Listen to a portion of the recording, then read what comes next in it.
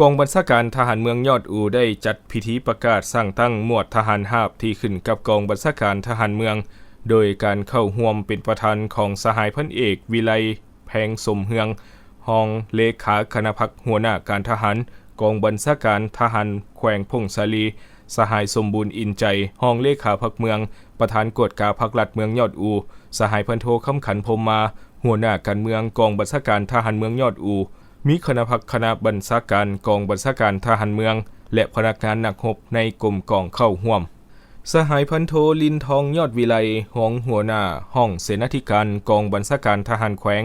ได้ผ่านข้อตกลงของกรมใหญ่เสนาธิการกองทัพ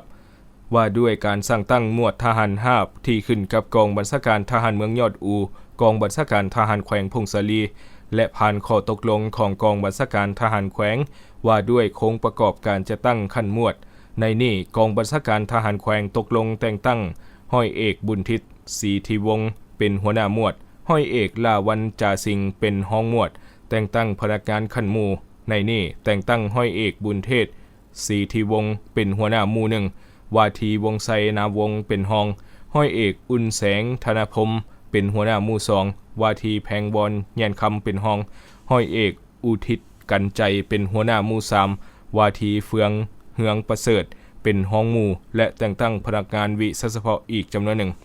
โอกาสนี้สหายพันเอกวิไลแพงสมเฮือง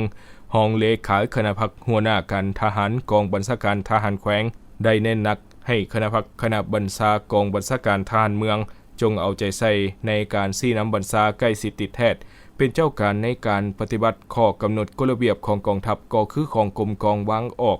ให้เข้มงวดโดยเฉพาะแม่นบรรดาสหายที่ถูกแต่งตั้งหน้าที่ใหม่จงมีความอุ่นเอียนทุนเทียงปฏิบัติหน้าที่ตามการมอบหมายของคันเทิงให้มีผลสำเร็จในแต่ละระยะปฏิบัติตามพระบทบาทสิทธิหน้าที่ของตนกำแน่นสภาพจุดพิเศษของท้องถิ่นรับประกันให้ขอบเขตความรับผิดชอบให้มีความสงบและเป็นระเบียบเรียบร้อยอย่างหนักแน่น